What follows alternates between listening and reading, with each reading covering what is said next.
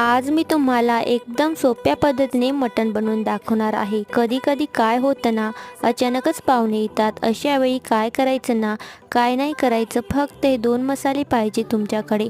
यामध्ये तुम्हाला वेगळं वाटण घालायची पण गरज पडणार नाही, झटपट बनून तयार होतं। तर काय नाही, मटण स्वच्छ पाण्याने धुवून हळद मीठ लावून लसूण अद्रकीची पेस्ट टाकून उकडायला घातलं। मटण उकडेपर्यंत चुलीमध्ये एक कांदा भाजून घ्यायचा।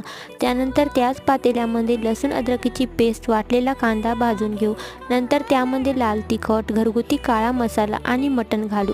चवीपुरतं मीठ आणि उकळत्या मटणामध्ये आपल्याला 2 चमचे घरगुती एसोड यामध्ये पाणी टाकून पेस्ट बनवायचा आणि उकळत्या मटणामध्ये सोडायचा। कोथिंबीर घालायची। या पद्धतीने मटण बनवलं ना, पाहुणे पण खुश आणि घरातले पण खुश। मग तुम्हाला पण हे मसाले ऑर्डर करायचे असतील तर वरती माझा व्हॉट्सॲप नंबर आहे, त्यावर SMS करा। व्हिडिओ आवडली असेल तर लाईक शेअर सबस्क्राईब